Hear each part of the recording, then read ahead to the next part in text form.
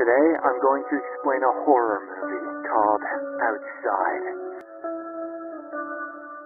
The movie opens in the Philippines, where all the major cities have been overrun by mindless and bloodthirsty zombies. Our protagonist, Francis Abel, has somehow managed to escape Manila and head towards his home village along with his wife Iris and their two sons, Josh and Lucas. They soon reach an old, seemingly empty and abandoned house. Francis then grabs a piece of metal pipe and cautiously enters the house. As he slowly walks inside, he hears faint noises from upstairs and proceeds to check it out. He soon enters a room and finds a dead man lying on a bed. There is a gun near the old man's hand, which indicates that he took his own life. Francis takes the gun and wristwatch. Needs to know what time it is. Then heads back outside. As he stands by the door, he sees an old woman who is recently transformed into a zombie. It is then revealed that the man inside the room is Francis's father, and the woman is his mother. The zombie mother eventually attacks, forcing him to shoot her. Following his horrendous welcome back home, Francis buries his parents in the cornfield. The Abel family then settles inside the house for the night. However, Francis cannot fall asleep and stays awake,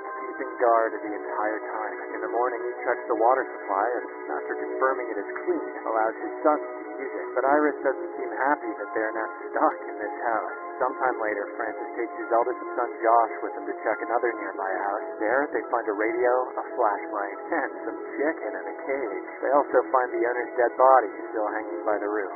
Francis commands Josh to retrieve the keys that are dangling from the body's belt, but as the boy tries to tug the keys out, the dead body falls on him. Josh is clearly hurt in the incident. However, Francis doesn't help him at all. This is because he wants his son to learn how to handle difficult situations by himself. That afternoon, Iris takes Francis to the basement of the house so they can check for any supplies or tools that may be laying around. It is then revealed that Francis's abusive father used to regularly lock him in the basement as punishment. He is clearly not over that trauma, but proceeds to get into the room and discovers a generator that has run out of fuel. Later that night, during dinner, Iris suggests that they should head north, just a few miles from where they are, because she doesn't feel safe here. However, Francis insists that they should stay, as it is safer with no one else around. The following morning, the couple has a conversation near the cornfield that surrounds the house. It is revealed that Josh is not Francis's son, which is why he doesn't treat him as well as Lucas. Iris then reiterates that they need to head north, where the government instructed them to go.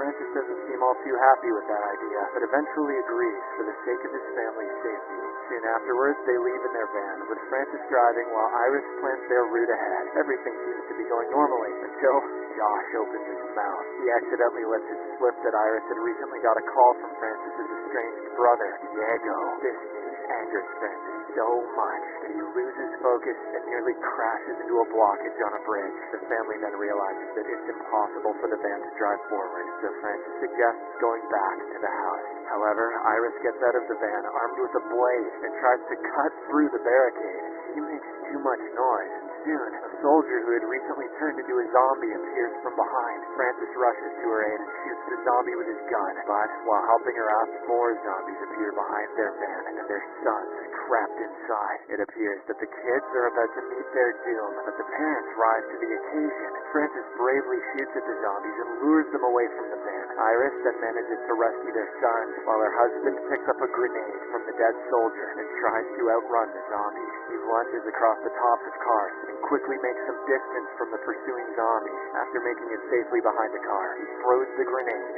killing all the zombies. Kaboom, bitch! Francis then reunites with his family, and they walk back to the house.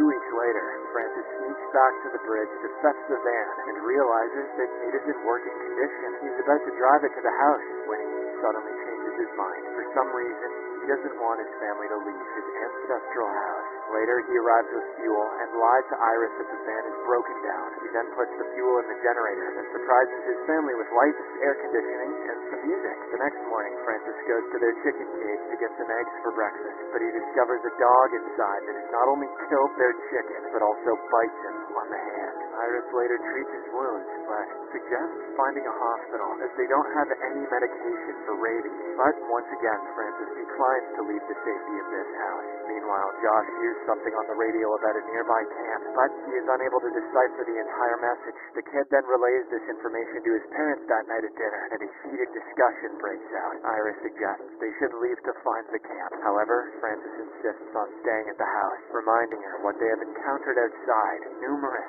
times. His brother that she has the hots for. Early the next morning, Francis is repairing the chicken cage when Josh approaches him and asks to turn on the generator. Won't they pay attention? Francis flatly denies his request, which leads to an argument between the two. Francis asks Josh if he can kill to save his family, the same way that he did at the bridge. When the kid boldly replies that he can, Francis takes him to a nearby field to teach him how to use a gun. However, Iris hears the gunshots and approaches the field, only to see Francis tormenting Josh in the same manner his father tormented him when he was young. She is about to confront her husband when suddenly several zombies arrive at the spot, presumably due to the loud sound of gunshots. The family then rushes back home with the zombies hot on their heels. They block the doors and run upstairs, but the horde of zombies manages to push inside through the door and windows, just as everything looks to be over for the Abel family. A jeep arrives outside the house and lures the zombies away.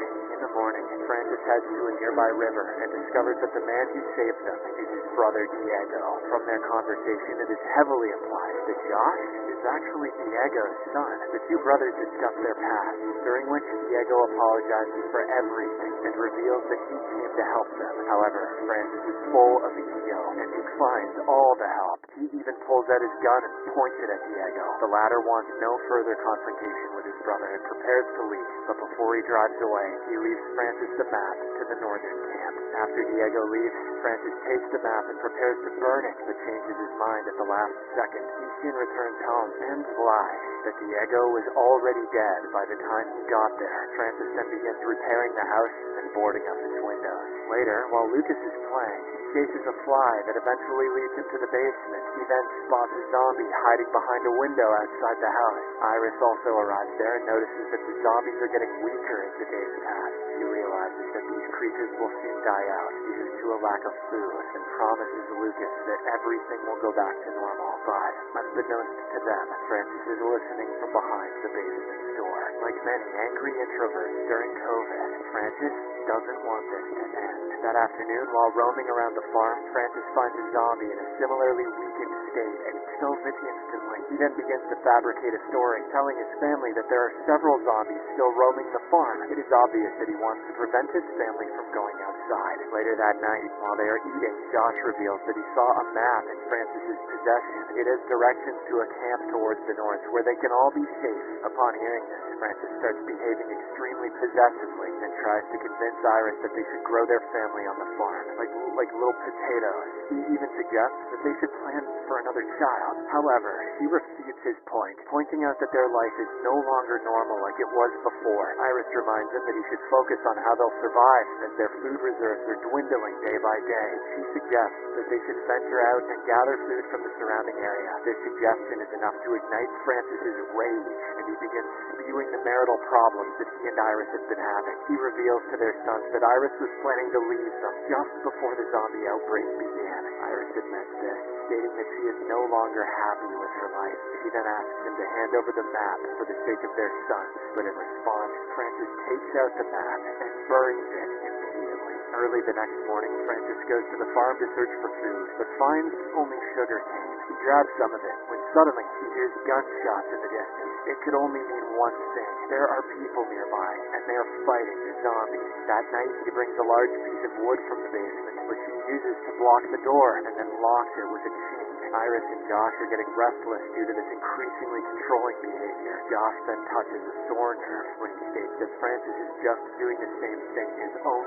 father did to him. Unenraged, Francis hits the youngster, but before things can escalate, they hear a knock on the door. Soon, they can hear someone identifying himself as a soldier, desperately asking to be let in. Francis declines to help, but Josh removes the wood anyway. An injured soldier named Corquera then stumbles inside and begs for medical assistance. Iris, being a nurse, immediately rushes to help Corquera and asks about his injuries. The soldier reveals that he is from a nearby camp. Apparently, his convoy was on their way back from a supply run when a group of zombies attacked them. Everyone in his group died, leaving him as the only survivor who managed to escape. He He was nearly cornered by the zombies, but a man helped and directed him towards the house. Iris suspects that this mystery helper must have been Diego. Eventually, Francis agrees to help Corcuera, but insists that he must spend the night in the basement. A few hours later, when everyone is asleep, Josh tells Iris that he will leave to find Diego or the camp. He also admits to knowing about his true parentage, but says he considers Francis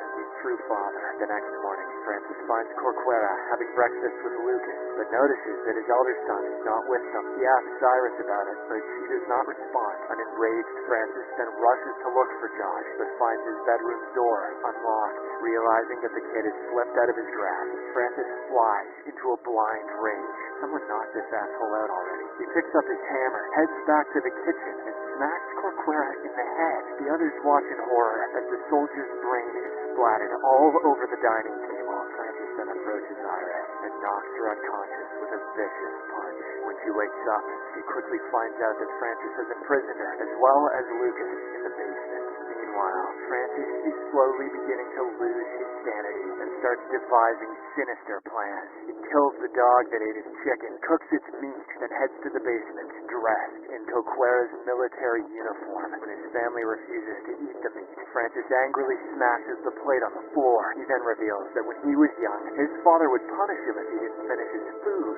Sometime later, Iris and her younger son hatch up a plan to escape from this god-forsaken house. In the next scene, Francis suddenly wakes up from his nap to Lucas's screams. He quickly rushes to the basement, but as soon as he enters, Iris smacks him with a piece of furniture. He falls on the floor, temporarily knocked out, while Iris grabs the keys from him. The mother and son then finally escape the basement. Shortly afterwards, Francis comes back to his senses and tries to run after them, but he realizes that he is in the basement alone, and begins seeing flashbacks of his father throwing him in here as a punishment. In the meantime, Iris grabs some items, including a blade, and runs outside with Lucas. They are about to leave the house when suddenly a zombified Diego attacks them. This prompts the duo to run back inside the house, but Diego grabs Iris by the leg. When the kid tries to help, Diego attacks him instead. It is at this precarious moment that Francis pops out of the basement to save his family. He manages to kill the zombie, but not before it bites Lucas